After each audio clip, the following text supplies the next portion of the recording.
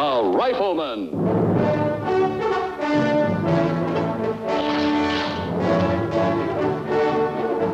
Starring Chuck Connors.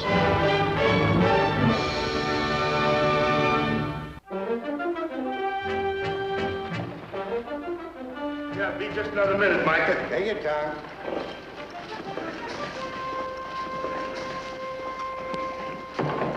Ready, Pete?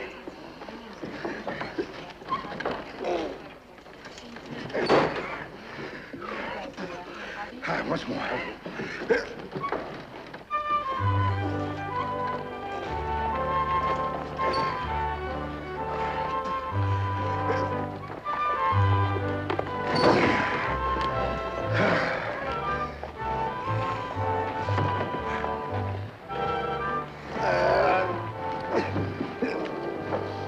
Let's unload the thing, Pete. Allow me, gentlemen, would you, please?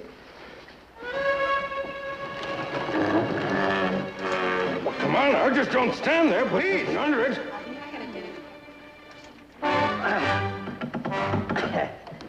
Here you are. You know, I've heard people say that most of my brains are in my arms and my back, and you know something? I'm forever trying to prove that they're correct. Well, I'm certainly much obliged to you, mister. Oh, an undeniable pleasure, laddie, undeniable. When I get ready to roof my house, I'm going to have you lifted on. Oh, surely, surely, but listen now, promise me one thing. Promise me that it won't be more than 3 stories tall, huh?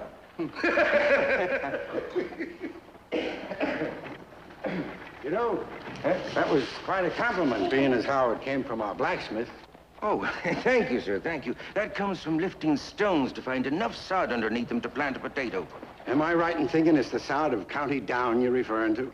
Yes, you are, sir. Yes, indeed, yes. I'm a County Down man. Dennis O'Flaherty is the name. Micah Torrance. Well, it's a pleasure to meet you, sir. And you know something? It's a good omen, too. The first man that I meet in town turns out to be an Irishman. And not alone that, it's a better omen that he turns out to be the law, too. Huh? Incidentally, Marshal, tell me something. This hotel over here, would the name Mary in that be a red-haired, green-eyed Irish girl of more than passing beauty? You're a friend of Lou's? Now, does the description fit the name? Well, then a friend of hers I am indeed, and one that's eager to be seen her, too. Then I won't detain you any longer, Mr. O'Flaherty. Right, sir. Fine. I shall see you, Marshal.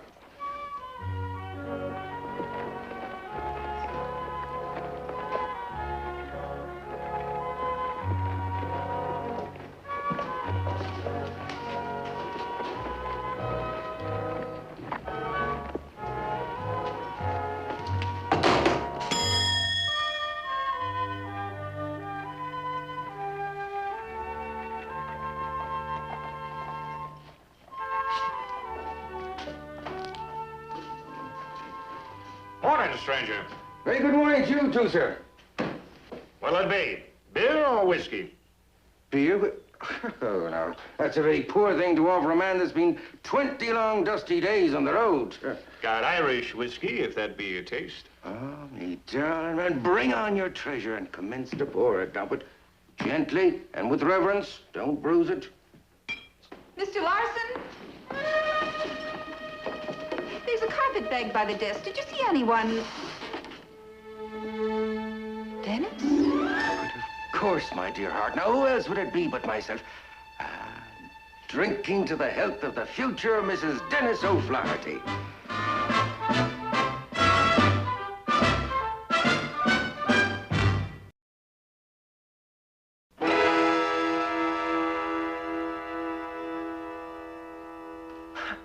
Say something, dear girl.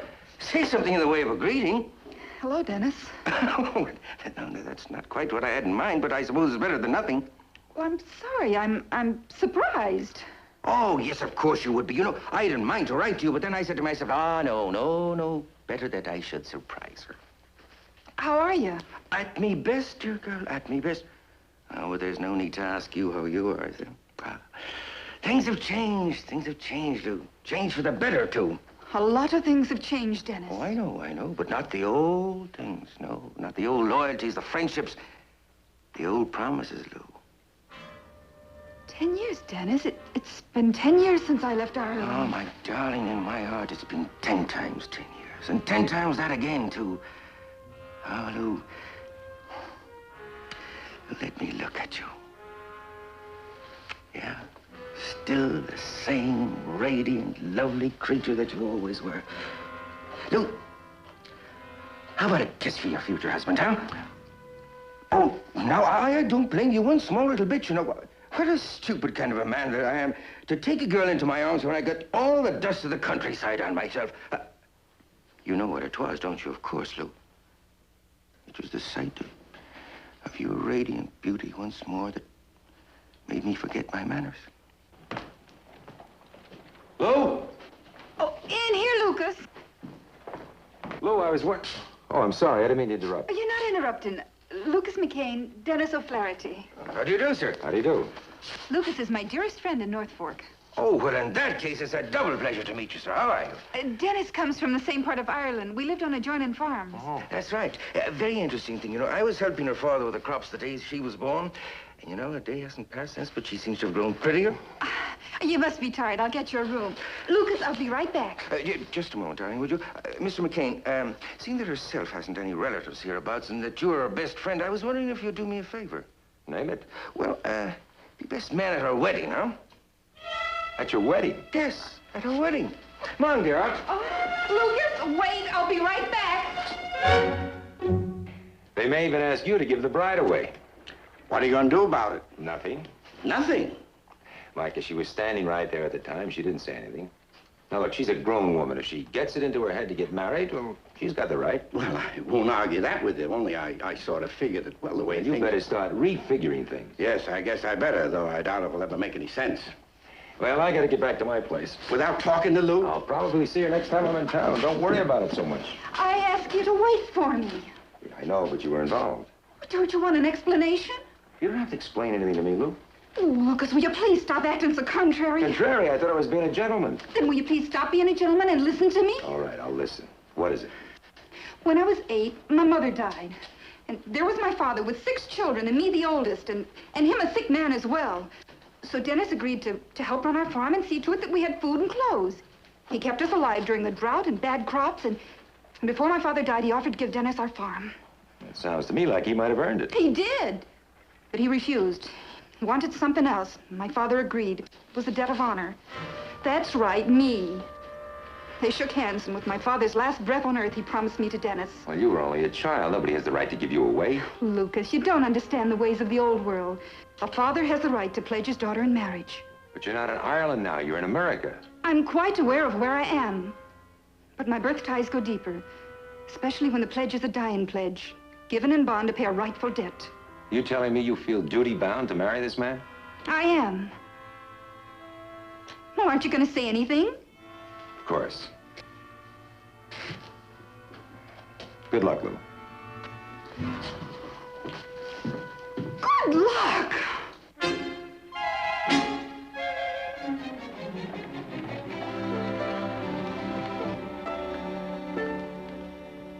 Tell me, is it always this crowded? This is mostly a shopping day crowd. Sweeney gets most of the trail hands. I see. Well, little solitary drinking never hurts a man. Gives him a chance to think of his future. Barkeep, my drink is Irish. This is a lot cheaper. Irish, if you don't mind.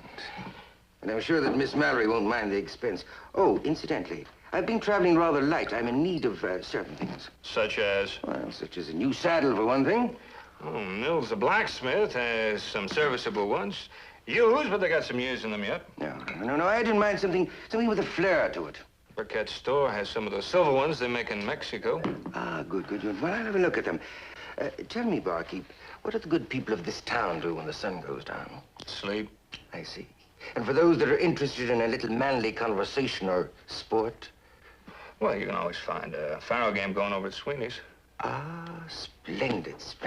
Now I must hasten and make myself known to this gentleman with the honorable name of Sweeney. Good day, too. Might as well let you know, Miss Lou doesn't have an account over there. Oh, doesn't she indeed? Well, she will have.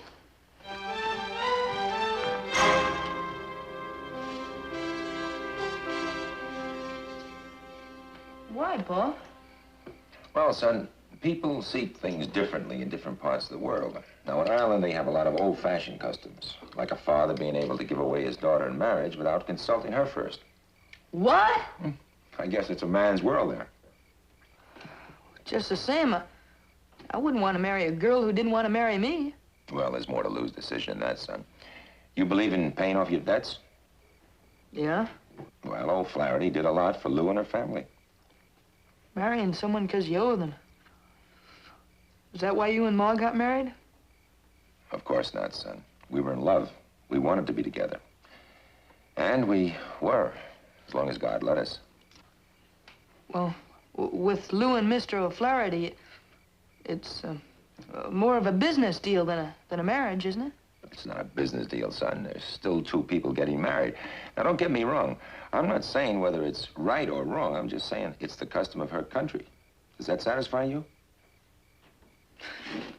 Sure, if it satisfies you.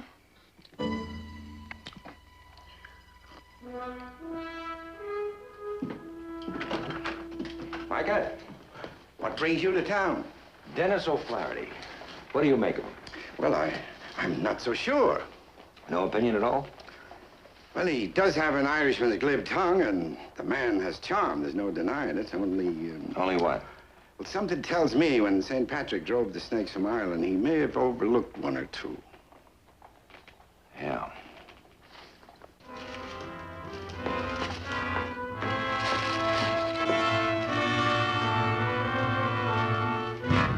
Dennis, I want to talk to you. Well, I'm so glad, Lou. You know, that's my favorite pastime, talking to a beautiful woman. Sit down, Lou, sit down. Do you know how much money you spent in the past few days? Oh, no, darling, that should be no concern of yours at all. In my family, it's the man that does all the worrying about the money. A lot of hard work, sweat, and pain went into what I have. And I'm not going to stand by and see you waste it away. Oh, now, dear heart, you haven't been gone so long that you should take that tone with me. Oh, you're mistaken, Dennis. I have been gone that long. But that hasn't changed me. One of the reasons I left her village was that I couldn't see myself like the other women, becoming a drudge to the whims of their husbands. Now, Lou, you don't seem to understand. It's the man that heads the house and makes the rules. Now, if I want to make you a queen, well, then it is a queen you're going to be. But if I want you to be a drudge, well... Oh, but now, let's not have any more of this silly talk, huh? Can't you look at me and see that I'm no longer the little girl you can frighten with your threats and your bullying? I can see that you're still a child of your father's. Beautiful and radiant, but willful. Forgetful of her promises. Oh, but don't worry, darling. Don't worry. You'll come around to my way of thinking in the end. Oh, darling, I still want to be kind and gentle to you as I was when you were a girl in Ireland. And I can be if you let me. But when you don't show full appreciation for what I did for your family, oh, it makes me so sad, Lou. Now, promise me, darling, promise me that you'll forget all about money and bills and things like that, because, don't you see, what's yours is mine, and what's good for me is good for you. Now, promise me that, huh? Go of me, Dennis. No. First of all, give me your answer. Leave her alone. Now, who have we got here? Oh, Lou, it's my old friend, the bartender. Dennis, don't! I won't fight you. I'm sorry, darling, what did you say? I won't fight you. Oh, that's a wise decision, a very wise decision indeed. Now, you see, I told you. You'd see it my way in the end. I knew that you'd remember our agreement.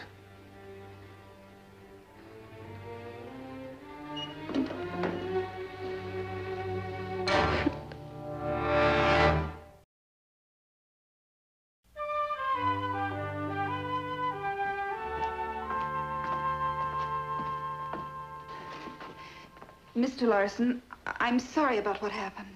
Yes, ma'am. I just remembered we don't have any coal oil. Would you go down to the general store and get a keg, please? Surely, ma'am.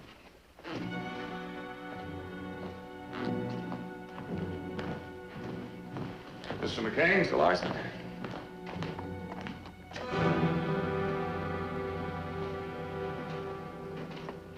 You busy? I was just about to check the stock. Well, we can still talk, huh? Today's a bad time for it. Yeah, I know, but I've got some time on my hands while Nils is shoeing my horse. Anyway, it's too hot to wait outside. You didn't walk over here just to discuss the weather, so don't play games. Well, it was just an innocent statement. Don't get riled. I'm not riled. Oh, of course you're not. I'm busy, Lucas. How's O'Flaherty? Can't you call him Dennis? It's a quaint old Irish name. Must admit, though, I was surprised when you said you were getting married. It didn't seem to bother you any. Oh, that's right. But it did bother Mark. I was talking to him about it last night. What were you talking to him about? Well, I was telling him all the things you told me about this O'Flaherty. What is so difficult about the name of Dennis? You're getting riled again. I am not getting riled. I'm sorry. Oh, will you please stop saying I'm sorry? Well, like I was telling Mark, this Dennis O'Flaherty, there's a real man, I said. Hard-working, industrious, man of honor, loyal. The kind of a man any woman would be proud and thankful to marry. I'd appreciate it if you didn't tell me how to run my life. I'd also appreciate it if you didn't discuss my affairs with Mark. Well, now, Mark figures he's a friend of yours, since he has your best interest at heart. Do you mind if I'm judge of my own best interest? Of course. I can see you're very happy. Men! There's nothing aggravates me like the superior male who thinks he knows everything about everybody's character. Did I give that impression? You know absolutely nothing about Mr. O'Flaherty. Dennis. I know his name. And I know a lot more about him than you do. It just so happens that Dennis O'Flaherty is... Is what, Lou? Just stay away from him. Please, Lucas, believe me, you don't know anything about him. He'll do anything to anyone who gets in his way. Then send him packing. I can't. You can if you want to. It's enough I got one man telling me what to do without another one giving me orders. Lou, I don't mean to give you orders. I'm just trying to help. I don't want your help. I don't want any man's help anymore.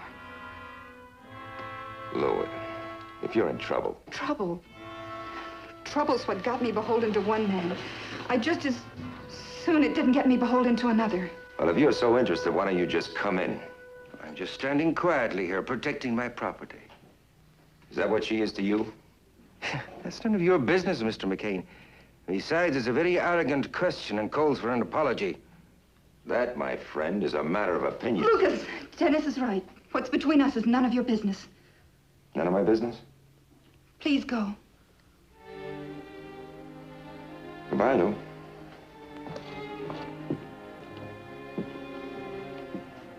You did very well. Very well indeed, Lou. That is, if you have any regard for that gentleman.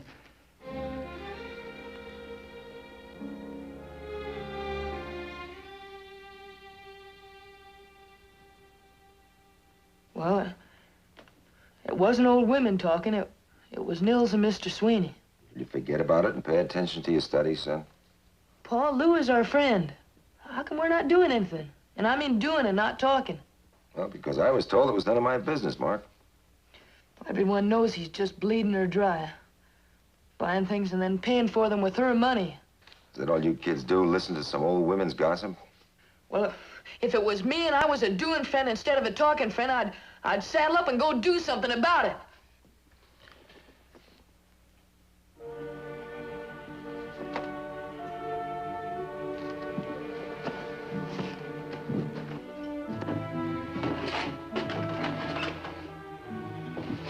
Thanks for some good fatherly advice.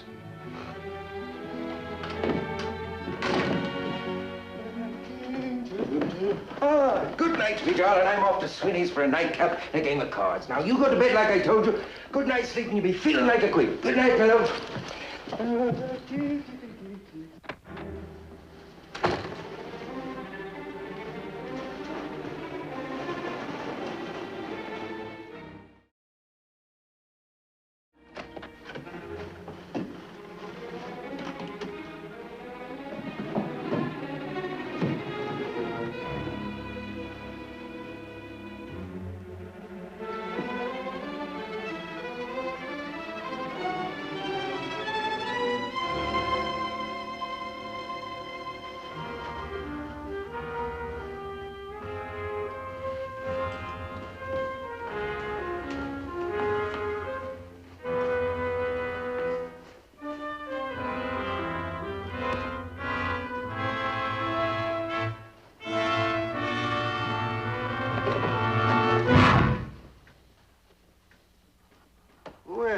There you are, my love. Well, what's this? What have we got here? Traveling bag? Are you going someplace? An overnight trip, perhaps, huh? Oh. Why are you looking so frightened, darling? Oh, I know, of course. You thought me to be down at Sweeney's, but so I was, too, but... Well, you looked so pale when I went out. I didn't want to leave you. I'm not going to marry you, Dennis.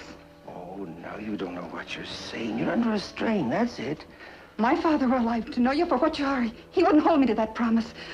I believe that with all my heart. You ran away once before, and now you're doing the same thing again. Oh, but you shouldn't do that, darling. Now, promise me that you'll never run away again. Promise me. Oh, I know what's troubling you, all right. You're sad and lonely here among these strangers. What do they know of the lonely longings of an Irish woman's heart in the wee, cold hours of the morning? But I do. I know, Lou. You'd never be lonely with me. I could make you happy again, Lou. I could make you very happy. Lucas McCain. Oh, this is a great pleasure indeed. In fact, I might say an unexpected pleasure. And you're just in time, too. Just in time for a drink to celebrate our forthcoming nuptials. Now, what's it going to be, huh? Oh, I needn't ask. The best there is, of course, Irish whiskey. Nothing finer to drink in the world.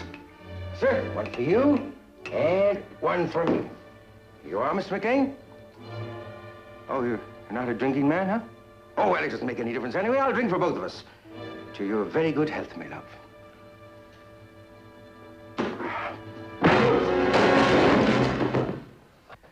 Such a pity. Such a pity indeed, but a man shouldn't interfere in another man's domestic problems. Well, now, huh?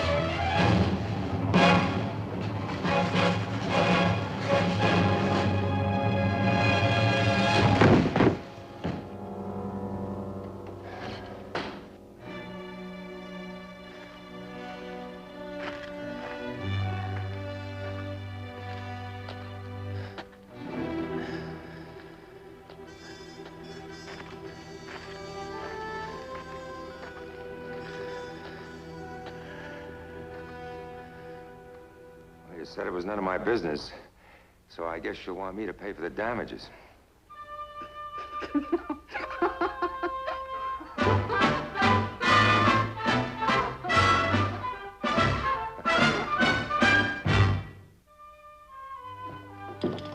Miss Lou, I can't help wondering, if you had gotten to run away, would that mean that we'd have never seen you again?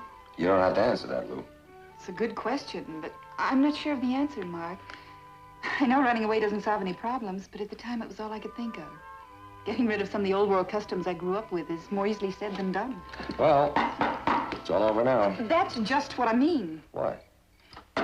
This. It's an old Irish custom to knock on wood so the leprechauns will hear and know you're thanking them for a piece of good luck. Really? Really?